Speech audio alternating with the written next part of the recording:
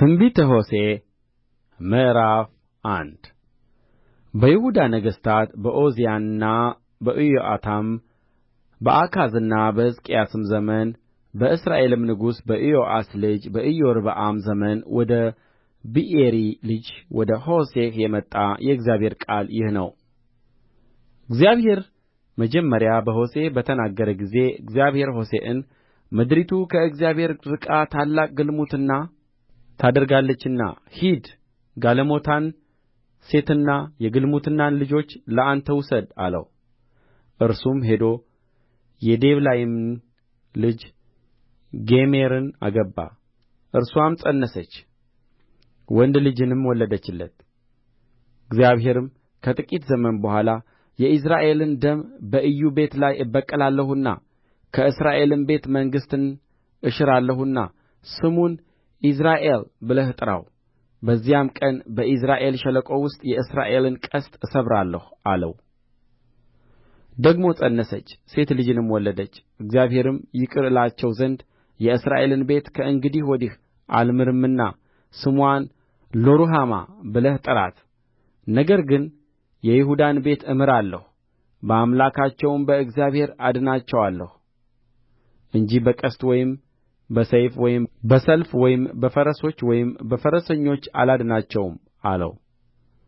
ሎሩሃማም ጡት ባስጣለች ጊዜ ደግሞ ፀነሰች፣ ወንድ ልጅንም ወለደች። እግዚአብሔርም ሕዝቤ አይደላችሁምና እኔም አምላክ አልሆናችሁምና ስሙን ሎዓሚ ብለህ ጥራው አለው። ትንቢተ ሆሴዕ ምዕራፍ 2 የእስራኤልም ልጆች ቍጥር እንደማይሰፈርና እንደማይቈጠር እንደ ባሕር አሸዋ ይሆናል። እንዲህም ይሆናል፣ እናንተ ሕዝቤ አይደላችሁም ተብሎ በተነገረበት በዚያ ስፍራ የሕያው አምላክ ልጆች ይባላሉ። የይሁዳም ልጆችና የእስራኤል ልጆች በአንድነት ይሰበሰባሉ፣ ለእነርሱም አንድ አለቃ ይሾማሉ። ከምድሪቱም ይወጣሉ፣ የኢይዝራኤል ቀን ታላቅ ይሆናልና። ወንድሞቻችሁን ዓሚ እኅቶቻችሁንም ሩሃማ በሉአቸው።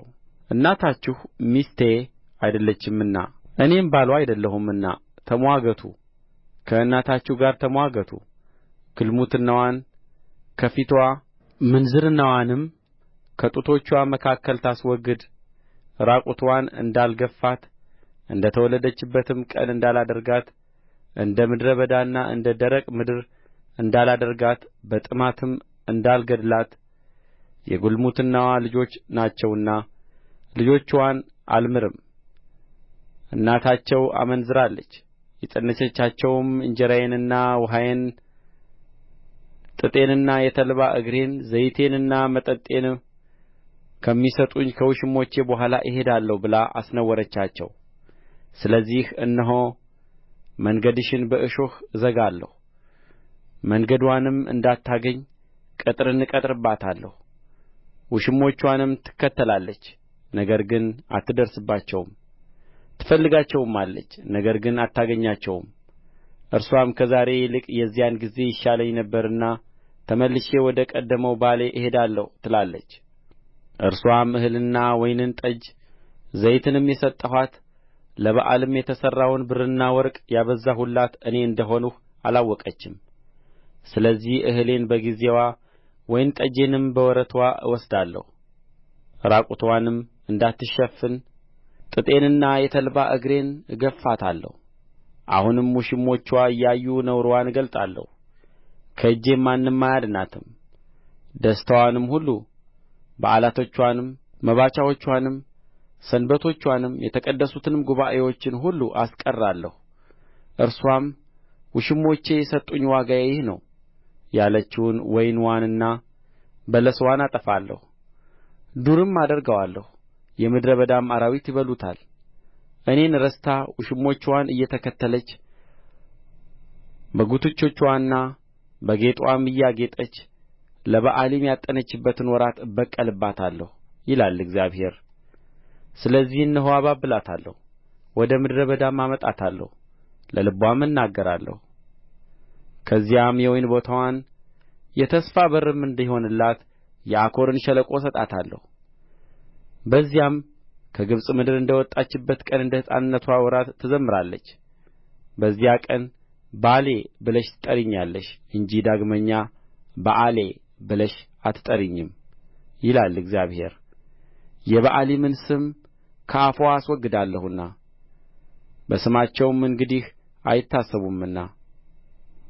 በዚያም ቀን ከምድር አራዊትና ከሰማይ ወፎች ከመሬትም ተንቀሳቃሾች ጋር ቃል ኪዳን አደርግላቸዋለሁ። ቀስትንና ሰይፍን ሰልፍንም ከምድሩ እሰብራለሁ። ተከልለውም እንዲኖሩ አስተኛቸዋለሁ። ለዘላለምም ለእኔ እንድትሆኚ አጭሻለሁ። በጽድቅና በፍርድ በምሕረትና በርኅራኄ አጭሻለሁ። ለእኔም እንድትሆኚ በመታመን አጭሻለሁ። አንቺም እግዚአብሔርን ታውቂያለሽ። በዚያንም ቀን እመልሳለሁ ይላል እግዚአብሔር፣ ለሰማይ እመልሳለሁ፣ ሰማይም ለምድር ይመልሳል። ምድርም ለእህልና ለወይን ጠጅ ዘይትም ትመልሳለች። እነርሱም ለኢይዝራኤል ይመልሳሉ።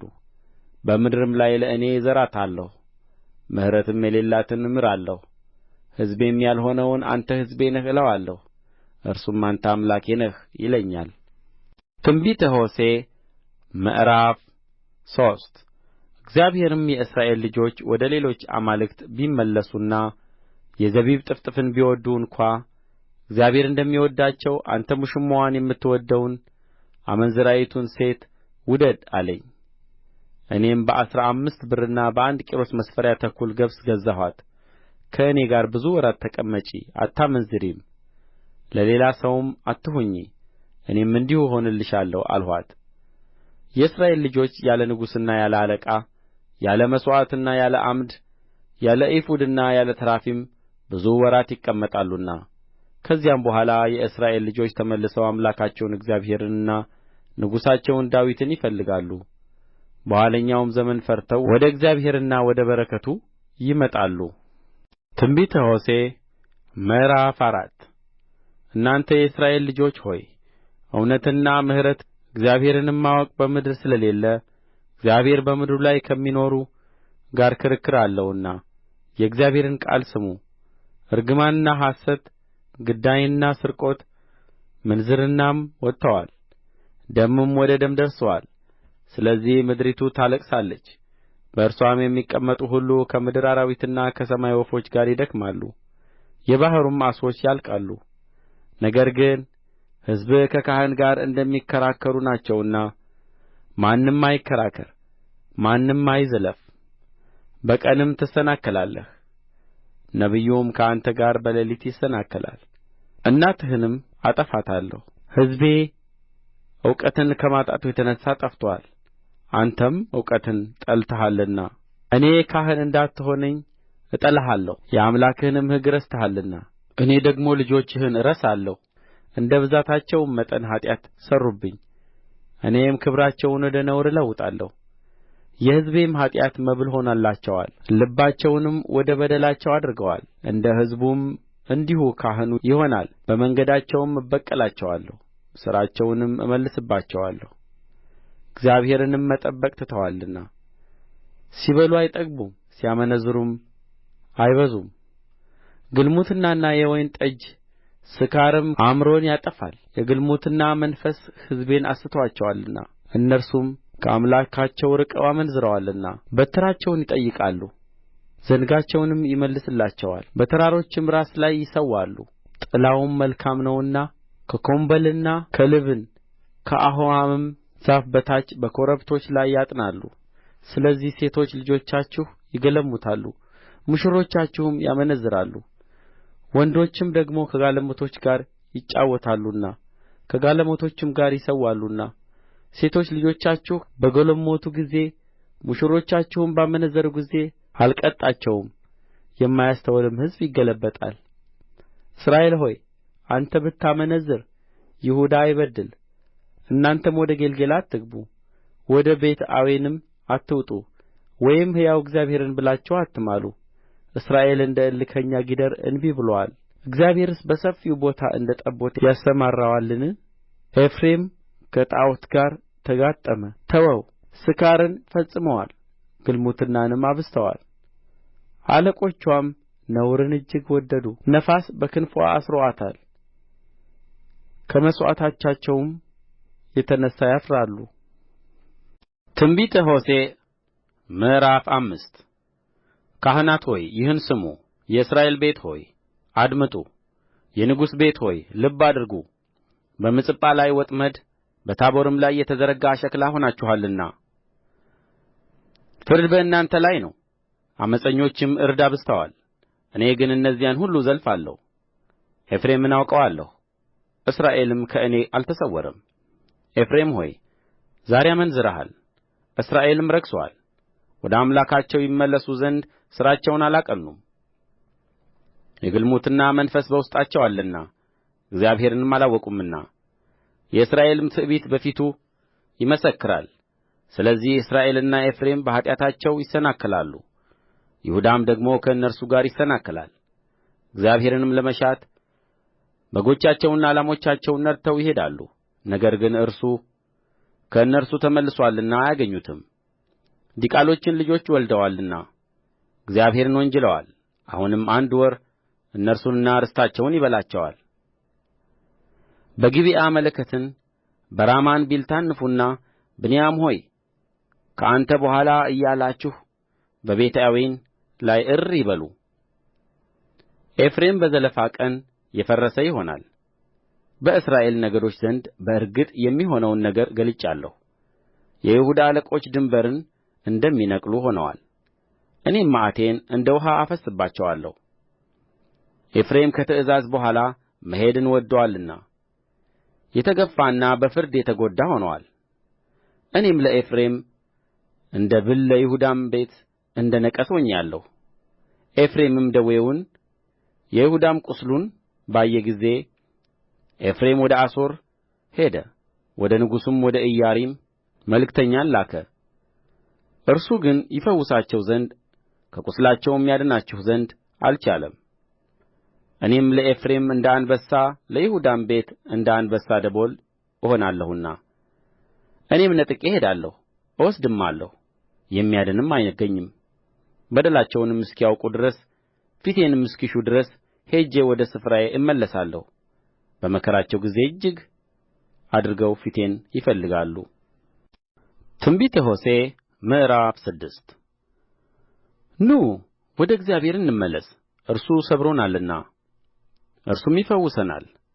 እርሱም መትቶናል፣ እርሱም ይጠግነናል። ከሁለት ቀን በኋላ ያድነናል፣ በሦስተኛውም ቀን ያስነሣናል። በፊቱም በሕይወት እንኖራለን። እንወቅ እናውቅም ዘንድ እግዚአብሔርን እንከተል። እንደ ወገግታ ተዘጋጅቶ እናገኘዋለን። እንደ ዝናብ ምድርንም እንደሚያጠጣ እንደ መጨረሻ ዝናብ ይመጣል። ምሕረታችሁ እንደ ማለዳ ደመና በማለዳም እንደሚያልፍ ጠል ነውና። ኤፍሬም ሆይ ምን ላድርግልህ? ይሁዳ ሆይ ምን ላድርግልህ? ስለዚህ በነቢያት እጅ ቈረጥኋቸው፣ በአፌም ቃል ገደልኋቸው። ፍርዴም እንደ ብርሃን ይወጣል። ከመሥዋዕት ይልቅ ምሕረትን ከሚቃጠልም መሥዋዕት ይልቅ እግዚአብሔርን ማወቅ እወድዳለሁና። እነርሱ ግን እንደ አዳም ቃል ኪዳንን ተላልፈዋል፣ በዚያም ላይ ወንጅለውኛል። ገለዓድ ኃጢአትን የሚሠሩ ሰዎች ከተማ በደምም የተቀባ ነው። ለሰውም እንደሚያደቡ ወንበዴዎች እንዲሁ የካህናት ወገኖች በሴኬም መንገድ ላይ ይገድላሉ፣ ሴሰኝነትንም ያደርጋሉ። በእስራኤል ቤት የሚያስፈራን ነገር አይቻለሁ። በዚያ በኤፍሬም ውስጥ ግልሙትና ተገኘ፣ እስራኤልም ረክሶአል። ይሁዳ ሆይ የሕዝቤን ምርኮ በምመልስበት ጊዜ ለአንተ ደግሞ መከር ተወስኖአል። ትንቢተ ሆሴዕ ምዕራፍ 7 በሐሰት አድርገዋልና ሌባም ገብቶአልና በውጭም ወንበዴዎች ቀምተዋልና እስራኤልን እፈውስ ዘንድ በወደድሁ ጊዜ የኤፍሬም ኃጢአትና የሰማርያ ክፋት ተገለጠ። እኔም ክፋታቸውን ሁሉ እንዳሰብሁ በልባቸው አያስቡም። አሁንም ሥራቸው ከብባቸዋለች፣ በፊቴም አለች። ንጉሡን በከፍታቸው አለቆችንም በሐሰታቸው ደስ አሰኝተዋል። ሁሉም አመንዝራዎች ናቸው፣ ጋጋሪ እንደሚያነድድበት እንደ ምድጃ ናቸው። ሁሉ እስኪቦካ ድረስ እሳትን መቈስቈስና እርሾን መለወስ ይቆያል።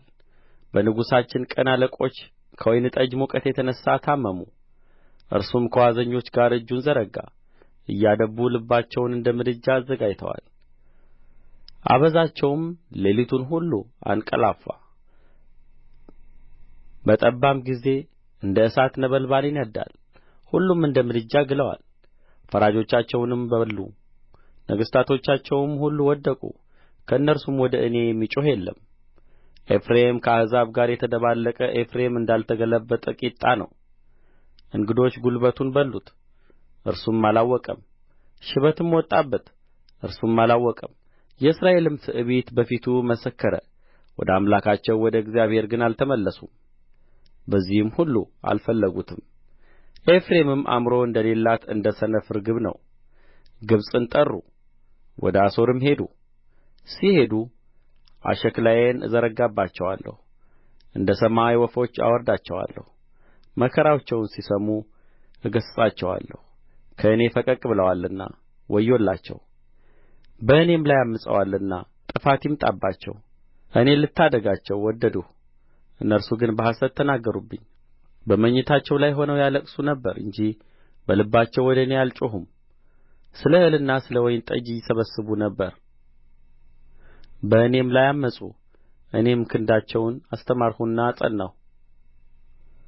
እነርሱ ግን ክፉ ነገርን መከሩብኝ፣ ወደ ከንቱ ነገር ተመለሱ፣ እንደ ተንኰለኛ ቀስት ሆኑ። አለቆቻቸው ከምላሳቸው ቍጣ የተነሣ በሰይፍ ይወድቃሉ። ይህ በግብጽ ምድር ውስጥ መሳለቂያ ይሆንባቸዋል። ትንቢተ ሆሴዕ ምዕራፍ 8 መለከትን ወደ አፍህ አቅርብ፣ ቃል ኪዳኔን ተላልፈዋልና በሕጌም ላይ ዐምፀዋልና። በእግዚአብሔር ቤት ላይ እንደ ንስር ይመጣል። እነርሱም አምላክ ሆይ እኛ እስራኤል አወቅንህ ብለው ወደ እኔ ይጮኻሉ። እስራኤል ደግነትን ጥሎአል፣ ጠላትም ያሳድዱታል። ለራሳቸው ነገሥታትን አነገሡ፣ ከእኔም ዘንድ አይደለም። አለቆችንም አደረጉ፣ እኔም አላወቅሁም። ለጥፋታቸውም ክብራቸውና ከወርቃቸው ጣዖትን ለራሳቸው አደረጉ። ሰማርያ ሆይ እምቦሳህን ጥሎአል፣ ቍጣዬ በላያቸው ነድዶአል። እስከ መቼ ድረስ ንጹሕ ሊሆኑ አይችሉም? ይህ ደግሞ ከእስራኤል ዘንድ ነው። ሠራተኛ ሠራው፣ እርሱም አምላክ አይደለም። የሰማርያም እምቦሳ ይቈራረጣል። ነፋስን ዘርግተዋል፣ ዐውሎ ነፋስንም ያጭዳሉ። አገዳ የለውም፣ ከፍሬውም ዱቄት አይገኝም። ቢገኝም እንግዶች ይበሉታል። እስራኤል ተውጦአል፣ በአሕዛብም መካከል ዛሬ እንደ ረከሰ ዕቃ ሆኖአል። ለብቻውም እንደሚቀመጥ እንደ ምድረ በዳ አህያ ወደ አሦር ወጥተዋል። ኤፍሬምም ወዳጆቹን በእጅ መንሻ ገዛ። ነገር ግን ለአሕዛብ እጅ መንሻ ቢሰጡ እኔ አሁን እሰበስባቸዋለሁ።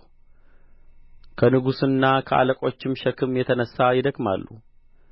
ኤፍሬም ኃጢአትን ለመሥራት መሠዊያ አብዝቶአልና መሠዊያ ለኃጢአት ይሆንለታል። የሕጌን ብዛት ጽፌለታለሁ፣ እነርሱ ግን እንደ እንግዳ ነገር ቈጥረውታል። መሥዋዕቴን ያቀርባሉ፣ ሥጋንም ያርዳሉ ይበላሉ። እግዚአብሔር ግን አይቀበላቸውም። በደላቸውንም ያስባል፣ ኃጢአታቸውንም ይቀጣል። እነርሱም ወደ ግብጽ ይመለሳሉ። እስራኤል ፈጣሪውን ረስቶአል፣ መስገጃዎችንም ሠርቶአል። ይሁዳም የተመሸጉትን ከተሞች አብዝቶአል። እኔ ግን በከተሞች ላይ እሳትን እሰድዳለሁ፣ አዳራሾችንም ትበላለች። ትንቢተ ሆሴዕ ምዕራፍ 9 እስራኤል ሆይ ከአምላክህ ተለይተህ አመንዝረሃልና እንደ አሕዛብ ደስ አይበልህ፣ ሐሤትንም አታድርግ። በእህሉ አውድማ ሁሉ ላይ የግልሙትናን ዋጋ ወድደሃል። አውድማውና መጥመቂያው አይመግባቸውም፣ ጉሽ ጠጅም ይጐድልባታል። በእግዚአብሔር ምድር ላይ አይቀመጡም። ኤፍሬምም ወደ ግብጽ ይመለሳል፣ በአሦርም ርኩስን ነገር ይበላሉ።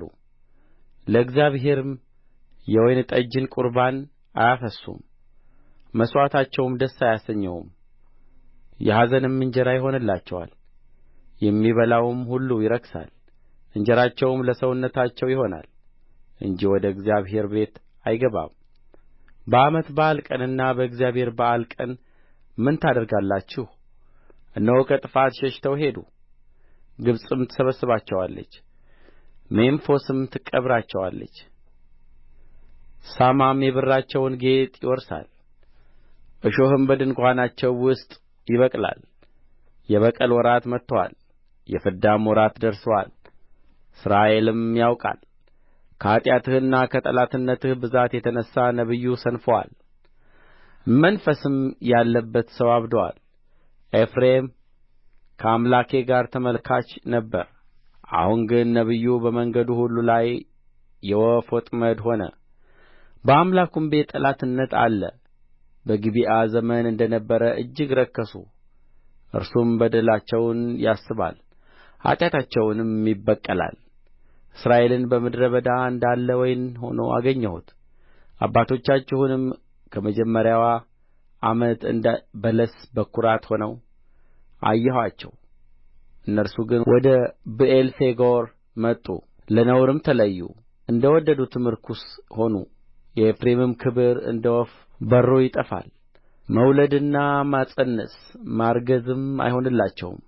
ልጆቻቸውንም ቢያሳድጉ ሰው እንዳይቀርላቸው ልጅ አልባ አደርጋቸዋለሁ። ከእነርሱም በራቅሁ ጊዜ ወዮላቸው። እኔ እንዳየሁ የኤፍሬም ልጆች ለምርኮ ተሰጥተዋል። ኤፍሬምም ልጆቹን ወደ ገዳዮች ያወጣል። አቤቱ ስጣቸው። ምን ትሰጣቸዋለህ? የሚጨነግፍን ማኅፀን የደረቀውንም ጡት ስጣቸው። ክፋታቸው ሁሉ በጌልገላ አለ፣ በዚያ ጠልቻቸዋለሁ። ስለ ሠሩት ክፋት ከቤት አሳድዳቸዋለሁ። ከእንግዲህ ወዲህ አልወድዳቸውም። አለቆቻቸው ሁሉ ዓመፀኞች ናቸው። ኤፍሬም ተመታ፣ ሥሩም ደረቀ፣ ፍሬም አያፈራም። ደግሞም ቢወልዱ የማኅፀናቸውን ፍሬ እገድላለሁ። አልሰሙትምና አምላኬ ይጥላቸዋል። በአሕዛብም መካከል ተቅበዝባዦች ይሆናሉ። ትንቢተ ሆሴዕ ምዕራፍ 10 እስራኤል ፍሬው የበዛለት የለመለመ ወይን ነው። እንደ ፍሬው ብዛት መሠዊያውን አብዝተዋል። እንደ ምድሩም ማማር መጠን ሐውልቶችን እያሳመሩ ሠርተዋል። ልባቸው ተከፈለ፣ አሁንም በደላቸውን ይሸከማሉ። እርሱ መሠዊያቸውን ያፈርሳል፣ ሐውልቶቻቸውን ያጠፋል። አሁንም ንጉሥ የለንም፣ እግዚአብሔርን አልፈራንምና ንጉሥ ምን ያደርገናል ይላሉ። የማይረባውን ቃል ይናገራሉ፣ ቃል ኪዳን በገቡ ጊዜ በሐሰት ይምላሉ። ስለዚህ መርዛም ሣር በእርሻ ትልም ላይ እንደሚበቅል መቅሠፍት ይበቅልባቸዋል። የሰማርያ ሰዎች ስለ ቤትአዌን እምቦሳ ይፈራሉ፣ ክብሩም ከእርሱ ዘንድ ወጥቶአልና ሕዝቡ ያለቅሱለታል። የጣዖቱ ካህናትም በኀዘን ይንተባተባሉ። ለንጉሡ ለኢያሪም እጅ መንሻ ይሆን ዘንድ ወደ አሦር ይማረካል። ኤፍሬምን እፍረት ይይዘዋል፣ እስራኤልም በምክሩ ያፍራል። ሰማርያ ከንጉሥዋ ጋር በውኃ ላይ እንዳለ አረፋ ጠፍታለች። የእስራኤል ኃጢአት የሆኑት የአዌን የኮረብታው መስገጃዎች ይፈርሳሉ። እሾህና አሜከላ በመሠዊያዎቻቸው ላይ ይበቅላል። ተራሮችንም ክደኑን፣ ኮረብቶችንም ውደቁብን ይሉአቸዋል። እስራኤል ሆይ ከጊብዓ ዘመን ጀምረህ ኃጢአትን ሠርተሃል። በዚያ ጸንተዋል። በጊብዓ ላይ ሰልፍ አይደርስባቸውምን? በፈቀድሁም ጊዜ እገሥጻቸዋለሁ። ስለ ሁለቱም ኃጢአታቸው በታሰሩ ጊዜ አሕዛብ ይሰበስቡአቸዋል። ኤፍሬም ማበራየት እንደ ለመደች ጊደር ነው። እኔ ግን በአንገቱ ውበት እጭንበታለሁ፣ በኤፍሬም ላይ እጠምድበታለሁ። ይሁዳም ያርሳል፣ ያዕቆብም አፈሩን ያለሰልሳል። እግዚአብሔር መጥቶ ጽድቅን እስኪያዘንብላችሁ ድረስ እርሱን የምትሹበት ዘመን ነውና ለእናንተ በጽድቅ ዝሩ፣ እንደ ምሕረቱም መጠን እጨዱ፣ ጥጋታችሁንም እረሱ። ክፋትን አርሳችኋል፣ ኃጢአትንም አጭዳችኋል፣ የሐሰትንም ፍሬ በልታችኋል።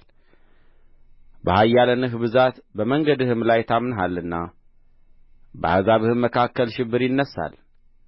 እናትም ከልጆችዋ ጋር በተፈጠፈጠች ጊዜ ሰልማን ቤትአርብኤልን በሰልፍ ቀን እንዳፈረሰ አምባዎችህ ሁሉ ይፈርሳሉ። ከኃጢአታችሁም ክፋት የተነሣ ቤቴል እንዲሁ ያደርግባችኋል። በነጋ ጊዜ የእስራኤል ንጉሥ ፈጽሞ ይጠፋል። ትንቢተ ሆሴዕ ምዕራፍ 11 እስራኤል ሕፃን በነበረ ጊዜ ወደድሁት፣ ልጄንም ከግብጽ ጠራሁት። አብዝቼ ብጠራቸው አጥብቀው ከፊቴ ራቁ። ለበኣሊምም ይሠዉ ነበር፣ ለተቀረጹ ምስሎችም ያጥኑ ነበር። እኔም ኤፍሬምን ክንዱን ይዤ በእግሩ እንዲሄድ መራሁት። እኔም እፈውሳቸው እንደ ነበርሁ አላወቁም። በሰው ገመድ በፍቅርም እስራት ሳብኋቸው። ለእነርሱም ቀንበርን ከጫንቃቸው ላይ እንደሚያነሣ ሆንሁ። ድርቆሽም ጣልሁላቸው። ወደ እኔ ይመለሱ ዘንድ አልወደዱምና ወደ ግብጽ ምድር ይመለሳሉ። አሦርም ንጉሣቸው ይሆናል። ከመከሩትም ምክር የተነሣ ሰይፍ በከተሞቻቸው ላይ ይወድቃል፣ ከበርቴዎችንም ያጠፋል። ሕዝቤም ከእኔ ይመለሱ ዘንድ ወደዱ። ወደ ላይም ቢጠሩአቸው ማንም ከፍ ከፍ ያደርጋቸው ዘንድ አይችልም። ኤፍሬም ሆይ እንዴት እጥልሃለሁ? እስራኤል ሆይ እንዴትስ አሳልፌ እሰጥሃለሁ? እንዴትስ እንደ አዳማ እጥልሃለሁ? እንዴትስ እንደ ሲባዮ አደርግሃለሁ? ልቤ በውስጤ ተናውጣለች፣ ምሕረቴም ተነሥታለች። እኔ አምላክ ነኝ እንጂ ሰው አይደለሁምና በመካከልህም ቅዱስ ነኝና የቍጣዬን መቅሠፍት አላደርግም። ኤፍሬምንም አጠፋ ዘንድ አልመለስም፣ በመዓትም አልመጣም። እግዚአብሔርን ይከተላሉ፣ እርሱም እንደ አንበሳ ያገሣል። ባገሣም ጊዜ ልጆች እየተንቀጠቀጡ ከምዕራብ ይመጣሉ። እንደ ወፍም ከግብጽ እንደ ርግብም ከአሦር ምድር እየተንቀጠቀጡ ይመጣሉ። በቤታቸውም አኖራቸዋለሁ ይላል እግዚአብሔር። ትንቢተ ሆሴዕ ምዕራፍ 12 ኤፍሬም በሐሰት የእስራኤልም ቤት በተንኰል ከበበኝ። ይሁዳም ከታመነው ቅዱስ ከእግዚአብሔር ጋር አይጸናም። ኤፍሬም ነፋስን ይበላል፣ የምሥራቅንም ነፋስ ይከተላል። ሁልጊዜም ሐሰትንና ተንኰልን ያበዛል። ከአሦር ጋር ቃል ኪዳን ያደርጋሉ፣ ወደ ግብጽም ዘይት ይወስዳሉ። እግዚአብሔርም ደግሞ ከይሁዳ ጋር ክርክር አለው። ያዕቆብን እንደ መንገዱ ይቀጣል፣ እንደ ሥራውም ይመልስለታል። በማኅፀን ውስጥ ወንድሙን በተረከዙ ያዘው። በጕልማስነቱም ጊዜ ከአምላክ ጋር ታገለ፣ ከመልአኩም ጋር ታግሎ አሸነፈ። አልቅሶም ለመነው፣ በቤቴልም አገኘው። በዚያም ከእኛ ጋር ተነጋገረ። እርሱም የሠራዊት አምላክ እግዚአብሔር ነው፣ የመታሰቢያው ስም እግዚአብሔር ነው። ስለዚህ ወደ አምላክህ ተመለስ፣ ምሕረትንና ፍርድን ጠብቅ፣ ዘወትርም በአምላክህ ታመን።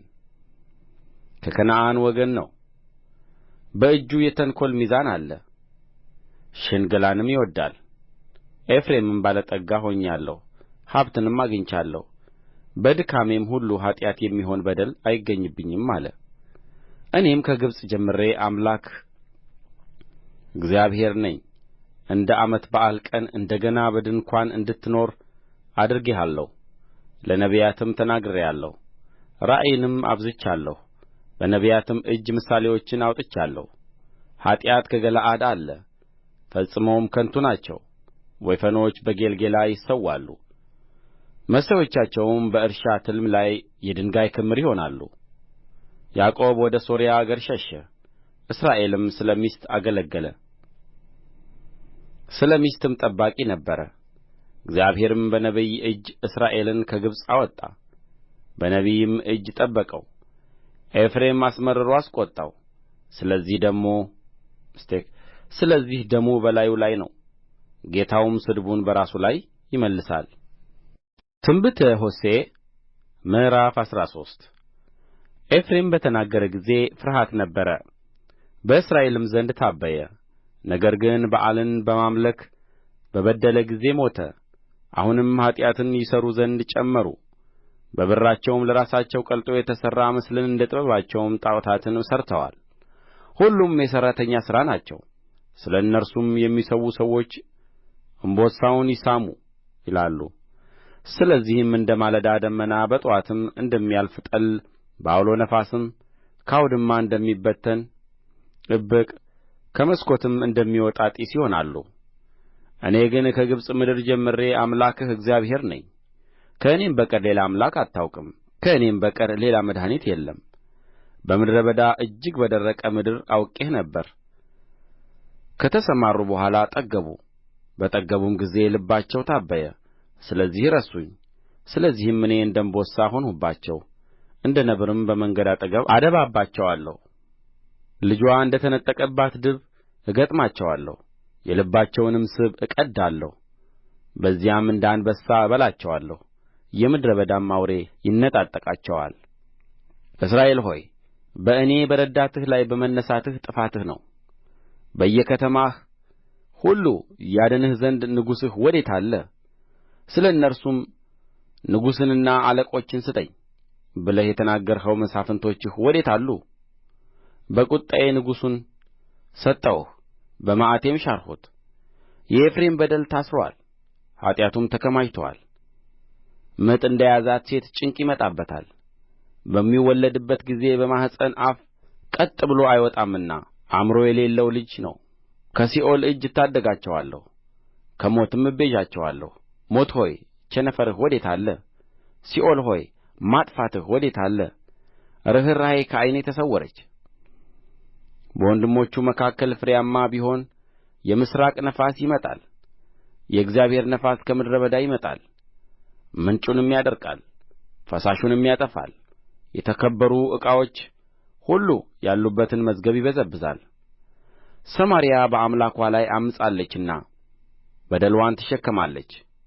በሰይፍ ይወድቃሉ፣ ሕፃኖቻቸውም ይፈጠፈጣሉ፣ እርጉዞቻቸውም ይቀደዳሉ። ትንቢተ ሆሴዕ ምዕራፍ 14 እስራኤል ሆይ በኃጢአትህ ወድቀሃልና ወደ አምላክህ ወደ እግዚአብሔር ተመለስ። ከእናንተ ጋር ቃልን ውሰዱ፣ ወደ እግዚአብሔርም ተመልሳችሁ ኃጢአትን ሁሉ አስወግድ። በቸርነትም ተቀበለን፣ በወይፈንም ፋንታ የከንፈራችንን ፍሬ እንሰጣለን። አሦር አያድነንም፣ በፈረስ ላይ አንቀመጥም። ድሀ አደጉም በአንተ ዘንድ ምሕረትን ያገኛልና ከእንግዲህ ወዲህ ለእጆቻችን ሥራ አምላኮቻችን ናችሁ አንላቸውም በሉት። ቍጣዬ ከእርሱ ዘንድ ተመልሶአልና ዓመፃቸውን እፈውሳለሁ። በገዛ ፈቃዴ እወድዳቸዋለሁ፣ ለእስራኤልም እንደ ጠል እሆነዋለሁ። እንደ አበባም ያብባል፣ እንደ ሊባኖስም ሥሩን ይሰድዳል። ቅርንጫፎቹም ይዘረጋሉ፣ ውበቱም እንደ ወይራ ሽታውም እንደ ሊባኖስ ይሆናል። ከጥላውም በታች የሚቀመጡ ይመለሳሉ፣ ከእህሉም የተነሣ ይጠግባሉ፣ እንደ ወይንም አረግ ያብባሉ። መታሰቢያውም እንደ ሊባኖስ ወይን ጠጅ ይሆናል። ከእንግዲህ ወዲያ ጣዖት ለኤፍሬም ምንድር ነው? እኔ ሰምቼዋለሁ፣ ወደ እርሱም እመለከታለሁ። እኔ እንደ ለመለመ ጥድ ነኝ፣ ፍሬህ በእኔ ዘንድ ይገኛል። ይህን ነገር የሚያስተውል ጠቢብ የሚያውቃትም አስተዋይ ማን ነው? የእግዚአብሔር መንገድ ቅን ነው፣ ጻድቃንም ይሄዱበታል፣ ተላላፊዎች ግን ይወድቁበታል።